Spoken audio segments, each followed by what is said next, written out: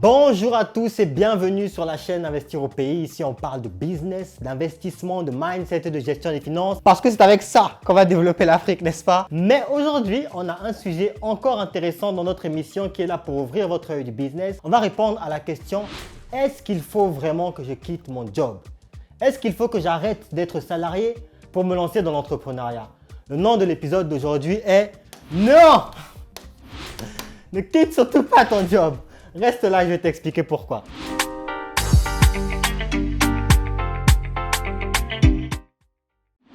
Alors, pourquoi est-ce que je vous dis aujourd'hui que ce n'est peut-être pas la bonne idée de quitter votre job? Je suis un fervent croyant dans le fait qu'il faut à un moment ou à un autre arrêter de vendre son temps pour de l'argent et passer à un niveau là où on vend son expertise pour de l'argent ou à un niveau où on emploie de l'argent pour gagner du temps en embauchant des gens qui, eux, vont donner leur temps pour de l'argent, mais utiliser ce levier pour gagner plus d'argent. Ok? Ce sont des stratégies que j'ai expliquées un peu globalement dans l'épisode que vous trouverez ici sur la vidéo YouTube qui s'affiche ici, où je parlais des 4 piliers pour réussir à gagner plus d'argent: le temps, l'expertise, l'influence et l'argent. La plupart des salariés sont dans la catégorie que j'ai décrite dans cette vidéo comme la catégorie du temps. Je reprécise ici les 4 piliers pour gagner plus d'argent. Ok? On a bien sûr le temps, l'argent, je les mets dans n'importe quel ordre, hein, l'expertise et l'influence. Ok? Bref. Et je disais que le temps était celui qui était à la disposition des salariés. Un salarié, il échange son temps pour de l'argent. Il va échanger son heure à 15 € de l'heure, s'il est au SMIC, ou à 12 € de l'heure, s'il est au salaire minimum, par exemple. Okay?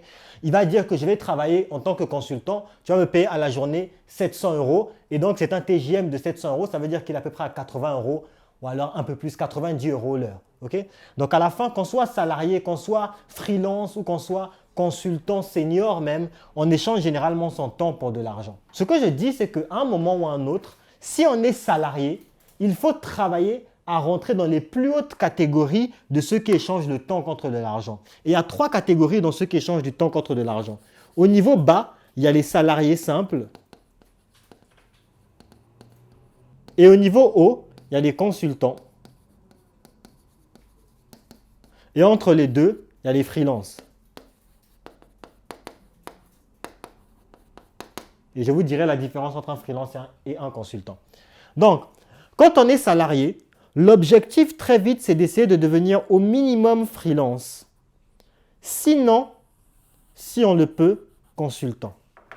Ceux qui travaillent dans les entreprises de consultance peuvent très vite passer de consultant salarié à consultant indépendant, par exemple. Ça, c'est le chiffre que je vous demande de faire. Vous allez passer d'un salaire de 3 000, 4 000, 5 000 € le mois à un salaire de 15 000 € le mois, rien qu'en faisant ce chiffre de salarié à consultant. Ok? Si vous êtes salarié, vous pouvez aussi devenir freelance. Et je vous expliquerai dans cette vidéo, étape par étape, quel est le bon moment pour passer de salarié à freelance, puis de freelance à consultant ou de salarié à consultant. Quel est le bon moment? On va le voir dans cette vidéo en détail. J'entends déjà certains d'entre vous qui me disent, mais qu'est-ce qu'il en est des CEO, des CTO? Ceux qui sont chefs d'entreprise, c'est des salariés. Un CEO, il peut être salarié. On va t'appeler par exemple pour être responsable du département RH ou responsable du service financier d'une entreprise, c'est un salarié. Je ne rentre pas cela dans la catégorie de ceux qui échangent directement leur temps pour de l'argent. Je les rentre dans la catégorie des experts. Mais on le verra dans une autre vidéo. Comment développer l'expertise en entrepreneuriat comme dans le domaine salarial. On en parlera plus tard. Donc, aujourd'hui, mon travail, ça va être pour ceux qui sont au bas de l'échelle du temps. C'est-à-dire ceux qui sont les salariés de base pour qu'ils puissent apprendre à devenir très vite des freelances et des consultants, ce qui est le niveau 1 de l'évolution. Comme je le disais donc, on va vouloir passer de salarié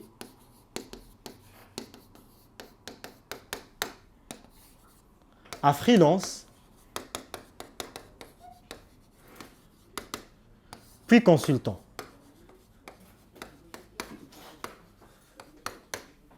Parfois, on peut sauter de là à là. Lorsqu'on est salarié dans une entreprise, très vite, ce qu'il faut faire, c'est apprendre une compétence que tu peux vendre sur ton temps libre le week-end.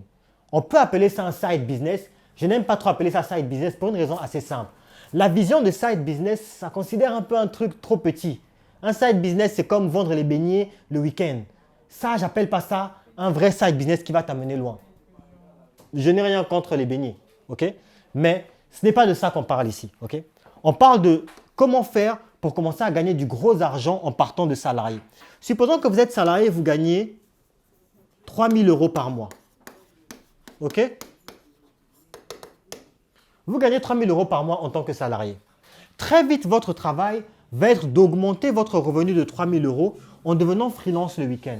Comment vous pouvez faire pour devenir freelance? Soit vous êtes salarié dans un domaine à haute valeur ajoutée d'échange du temps contre de l'argent. Quels sont les métiers à haute valeur ajoutée d'échange du temps contre de l'argent? Vous êtes par exemple salarié dans le BTP. Donc vous savez peut-être faire des études énergétiques dans les bâtiments. Peut-être que vous êtes maçon dans votre entreprise. Peut-être que vous êtes peintre dans votre entreprise. Sur votre temps libre du week-end, vous allez commencer à consacrer au minimum 7 heures de temps par semaine à apprendre ou à travailler en tant que freelance.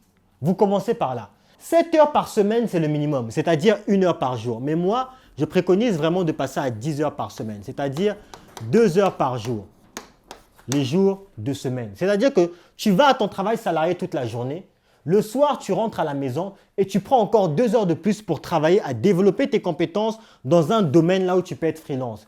Un domaine freelance, c'est-à-dire c'est un domaine là où tu peux vendre ton heure au minimum à 30 € par heure. Okay? Ça, c'est le premier objectif. Le premier niveau, c'est celui-là. Tu travailles 10 heures par semaine, ça te fait 30 € par heure. Ça veut dire que par semaine, si tu travailles bien, tu fais rentrer 300 € quand tu es bien rodé. Okay? Au début, les 10 heures par semaine, tu vas utiliser une partie de ton salaire pour te former. Tu vas te former à un domaine qui a haute valeur ajoutée si tu n'es pas déjà dans un travail qui a haute valeur ajoutée. Okay? Ou alors, tu vas prendre une formation pour augmenter tes compétences de salarié. Peut-être que tu travailles dans la gestion de projet, tu vas augmenter tes compétences pour apprendre comment faire pour vendre des services de gestionnaire de projet le week-end pendant 2 heures par jour ou en semaine pendant 2 heures par jour. Mais tu vas développer tes compétences pour atteindre la zone des freelances. Ton objectif ici, c'est d'avoir au minimum 30 € par heure, sinon encore mieux, 50 € par heure. OK? Tu vas commencer à te vendre comme ça et ça va te faire accumuler de l'argent. Par semaine, tu vas pouvoir faire entrer entre 300 € et 500 €. Ça veut dire que par mois, juste avec ton travail que tu fais en parallèle de ton boulot, tu vas commencer à faire entrer du gros argent. Ici, à 500 € par semaine, tu fais rentrer du 2 000 € par mois. OK? 2 000 € par mois alors que ton salaire te ramène 3 000 € par mois. Est-ce que vous voyez ce qui vient de se passer? Avec ce petit shift, tu te retrouves dans une situation là où ici, tu gagnes à l'heure tellement plus qu'ici que ton travail que tu fais 2 heures par jour te ramène plus que le travail que tu fais 8 heures par jour. C'est par là que tu commences. OK? 2 000 € par mois, ce n'est pas encore assez pour quitter ton job. À quel moment est-ce que tu quittes ton job? Tu quittes ton job lorsque ce que te rapporte ton business de freelance dépasse ce que te rapporte ton travail de salarié pendant au moins 6 mois. Donc, tu es ici en tant que freelance, tu attends que ton travail de freelance te rapporte 3 000 € tous les mois. Tu prends tous ces 3 000 € par mois, tu les stockes, tu ne les utilises pas. 3 000 € par mois en bénéfice pur. Parce que peut-être que ton travail te demande d'investir dans des machines, dans des logiciels, ainsi de suite. Je parle de 3 000 € par mois de bénéfice. OK? Oui, mais il y a les impôts. OK, compte les impôts si tu veux. OK? À la fin, je veux que ça te rapporte 3 000 € par mois de bénéfice. Ne calcule pas les impôts. J'ai dit ça pour les gens qui sont toujours en train dans les commentaires, en train de se fâcher. 3 000 € par mois de bénéfice. C'est ça que tu gardes. OK? Ça veut dire que tu rapportes dans ta poche 500 € toutes les semaines. Tu dois payer 100 € de matériel. Pour l'instant, tu n'en es pas encore à 3 000 €. Mais au moment où ton bénéfice pur après avoir enlevé le matériel revient à 3 000 € par mois, là, tu as 3 000 € par mois qui est le même niveau que ton niveau de salarié. Tu mets ça dans un compte en banque pendant 6 mois. Au bout de 6 mois, tu te retrouves avec dans ton compte en banque l'équivalent de 6 mois de ton salaire de base. Ça veut dire que si on te vire, tu es capable d'avoir encore 6 mois où tu te payes avec tes économies l'équivalent du salaire que ça te versait avant. C'est seulement là que tu commences à réfléchir à peut-être quitter ton taf pour aller t'ouvrir à d'autres horizons. OK? Tu sais que tu es capable en travaillant 2 heures par jour de développer un taf qui te rapporte autant que ton taf de salarié. Si tu es capable de faire ça, à ce moment, tu peux quitter ton taf de salarié et commencer à travailler les 2 heures par jour pour continuer de ramener les 3 000 €. Et vous me direz, mais JB alors, pendant ce temps, pourquoi est-ce que je ne travaillerai pas directement 8 heures par jour dans mon travail de freelance. Parce que ton travail de freelance n'est pas nécessairement le travail qui correspond à ton ikigai. Tu vas travailler uniquement 2 heures par jour dans ton travail de freelance juste pour continuer de rapporter les 3 000 € par mois. Tu peux monter à 4 heures par jour si tu veux. Le reste de la journée, tu travailles sur le développement de ton ikigai. Donc, tu travailles pour développer le truc qui va te permettre de sortir de la zone de freelance parce que ce n'est pas une bonne zone. Il y en a trop qui s'enferment dans cette zone de freelance. Ce n'est pas une bonne zone. C'est une mauvaise zone. Tu n'as pas envie de rester dans la zone de freelance. Freelance, c'est salarié avec les soucis de l'incertitude du lendemain. OK? Donc, tu ne restes pas dans la zone freelance. Tu ne restes pas dans cette zone-là. Tu en sors très vite. Tu prends les 6 mois de ton stock. Tu vis pendant un moment. De l'argent continue de rentrer que tu mets en économie. Parce que pendant ce temps, l'argent continue de rentrer. Tu travailles 4 heures par jour pour développer ton travail de freelance. Et tu prends 5 heures par jour pour travailler sur ton ikigai. OK? OK. On est bon? On est bon. Jusque-là, donc, on a vu la première étape. Tu viens donc de passer mécaniquement de salarié qui est payé 3 000 € pour 120 heures, parce que c'est 30 heures par semaine, multiplié par 4 semaines. Pourquoi je prends 30 heures? Certains travaillent 40 heures, d'autres travaillent 35 heures, mais on sait qu'une grosse partie de ce temps, tu bois le café. Donc, je compte carrément 30 heures de vrai travail. Donc, 30 heures fois 4 semaines, ça fait 120 heures. OK? Donc, salarié, 3 000 € pour 120 heures. Tu viens de passer à freelance. OK? Là où tu te payes les mêmes 3 000 € globalement, mais cette fois-ci, tu te les payes pour combien d'heures? En fait, tu vas travailler 2 heures par jour, 5 jours dans la semaine. Peut-être ça va te faire 10 heures. Et ces 10 heures fois 4 semaines, ça fait 40 heures. Donc, en réalité, tu viens de diviser par 3 le nombre d'heures que tu viens de travailler, que tu as besoin de travailler pour gagner plus ou moins le même salaire. On laisse les difficultés de calcul. Je veux que vous compreniez le concept. OK? Donc, ici, globalement, ce qui vient de se passer, c'est que tu viens de récupérer 80 heures de ton temps précieux. Tu vois, cette matière que tu donnes à quelqu'un d'autre, ce temps qui est précieux, qui est le tien, que tu donnes à quelqu'un d'autre, tu viens de récupérer 80 heures de ton temps. 80 précieuses heures de ton temps que tu viens de récupérer. Et ça, c'est génial. Parce qu'avec ces 80 heures que tu viens de récupérer, tu vas les investir dans la formation.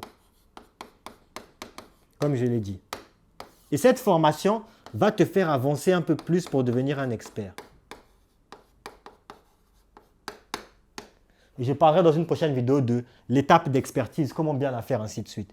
Mais c'est très précieux quand on est à l'étape de salarié de commencer à gagner un peu de son temps pour pouvoir investir dans la formation. Ça, c'est le premier aspect. Maintenant, certains me diront, mais moi, je n'ai pas du tout envie de quitter mon travail. J'ai envie de passer, pas de salarié à freelance, mais de passer de salarié à consultant. Comment je fais? Le niveau de salarié à freelance, vous pouvez le faire dès le jour numéro 0. C'est-à-dire que dès qu'on vous embauche, vous pouvez commencer à travailler pour passer de salarié à freelance. OK? Maintenant, comment on fait pour passer de salarié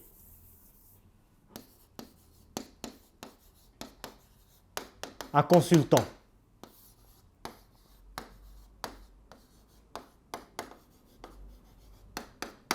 Alors, quelle est la différence entre un freelance et un consultant déjà?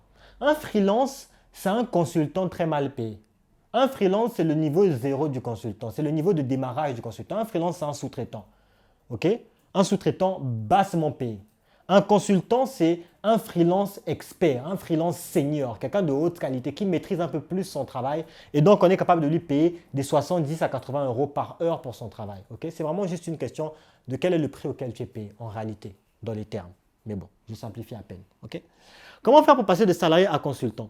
Pour le passage de salarié à consultant, la différence ici, c'est que vous allez essayer de rester en entreprise le plus longtemps possible. OK? Alors que j'ai dit que de salarié à freelance, il fallait essayer le plus vite possible de développer des compétences autres. Pour passer de salarié à consultant, vous allez rester dans l'entreprise et vous allez demander des formations supplémentaires. En interne, si possible. Vous allez compter 5 à 7 ans en entreprise où vous allez approfondir. Mais ce n'est pas juste 5 à 7 ans de celui qui vient et puis qui part à la maison, non. C'est 5 à 7 ans de celui qui, pendant ces 5 à 7 ans, il fait le travail qu'on lui demande, mais en plus, il demande des formations en entreprise supplémentaires. Pourquoi c'est important ces formations en entreprise supplémentaires? C'est parce que ces formations supplémentaires en entreprise, l'entreprise va les prendre sur son temps de travail officiel. Est-ce que vous voyez ce que je veux dire? Ça veut dire que supposons que tu es payé 3 000 euros pour 120 heures de travail, supposons, ok? Tu vas demander à ton entreprise de te donner accès à des formations supplémentaires, formation en gestion de projet, formation en management d'équipe, toutes ces formations supplémentaires, tu vas demander à ton entreprise et ce qu'elle va faire, c'est qu'elle va dire au lieu de travailler 120 heures, tu vas travailler seulement pendant 95 heures ou peut-être seulement pendant 100 heures, ok? Et tu vas te former pendant 20 heures.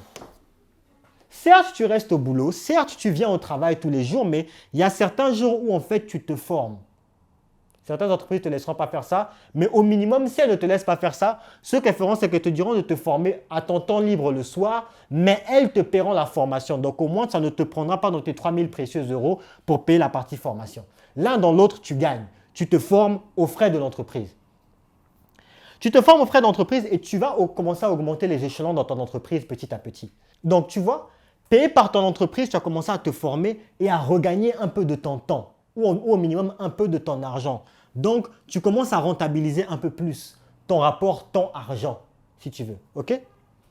C'est payé par l'entreprise la formation, tu vas évoluer en grade dans l'entreprise au fur et à mesure. L'idée maintenant, c'est comment tu passes de là à devenir consultant. Tu as deux choix. Quand tu estimes que tu as atteint un niveau de compétence par ta formation pour lequel ton entreprise, tu commences à lui coûter cher.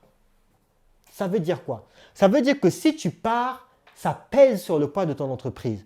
Ce que tu fais, c'est que tu demandes de passer de salarié à indépendant dans ta propre entreprise. Tu commences à passer de salarié à indépendant dans ta propre